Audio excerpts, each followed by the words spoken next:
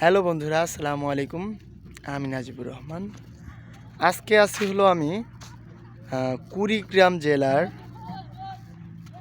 রাজীবপুর উপজেলার নয়ারচর মানে চরাঞ্চলে। দেখেন, পাশে হলো নদী আর এটা হলো চর, এটারা বলে নয়ারচর। নয়ারচর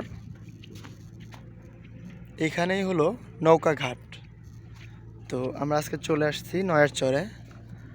এরকম এই কুড়িগ্রামে অনেক চর আছে, হিসাব করলেও অনেক পাওয়া যাবে, নাহলেও কুড়িখানেক চর পাওয়া যাবে।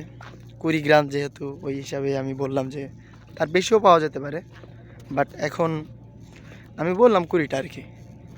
আর এই মানুষগুলো অনেক কষ্ট করে, তারা অনেক কষ্ট করে তাদের জীবনকে চালানোর জন্য অনেক কষ্ট করে ইনকাম করে, কষ্ট করে টাকা উপার্জন করে, এবং মানে তারা অনেক রিস্ক নেয়, মানে জীবন চলার জন্য অনেক রিস্ক নেয়।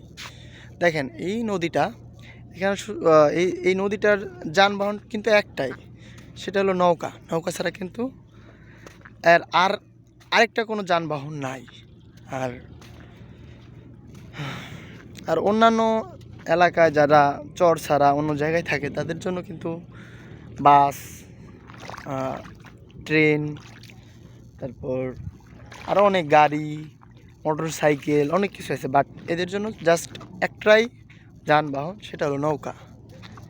এই যে নৌকা, এই নৌকা যদি আসে টাইমলি, সময় মতো যদি সবাই পৌঁছে যায়, তাহলে নৌকার সন্ধান পাবে, আর না হলে পাবে না। বাট যারা চর ছাড়া অন্য জায়গায় থাকে তারা কিন্তু একটা গাড়ি না পাইলে আরেকটা গাড়িতে উঠতে পারবে, কিন্তু চরের মানুষ কিন্তু পারবে না। তো এটা হলো তাদের একটা সমস্যা। এবং কি, চরের মানুষ বিদ্যুতের অভাবে ভুগে। অনেক জায়গায় বিদ্যুৎ পৌঁছে গেছে, বাট অনেক জায়গায় নাই। এবং চিকিৎসার অভাবে ভুগে। দেখা যায় যে চরের ভিতরে তো কোনো চিকিৎসার জন্য কোনো ডাক্তার পাওয়া যায় না, বা দ্রুত হসপিটালে যাওয়ার জন্য কোনো যানবাহন, এই যানবাহনটাই তো বড় একটা মাধ্যম। যেমন নৌকা ছাড়া তো আর কোনো মাধ্যম নাই। তো নৌকার অপেক্ষায় থাকতে হয়। কোনো মানুষ যদি জরুরি একটা বিপদে পড়ে যায়, তার জন্য কিন্তু যাওয়ার কোনো অপশন নাই। তো তার যাওয়ার জন্য একটাই অপশন, সেটা হলো নৌকা। তো নৌকার যখন টাইম হবে তখন সে যেতে হবে। কিন্তু মানুষের অসুস্থতা, মানে সেটা তো হঠাৎ করেই আসবে। মানুষ তো এখন কখন অসুস্থ হবে তার তো কোনো গ্যারান্টি নাই। তো এই কারণে চরের মানুষ অনেক কষ্টে জীবনযাপন করে।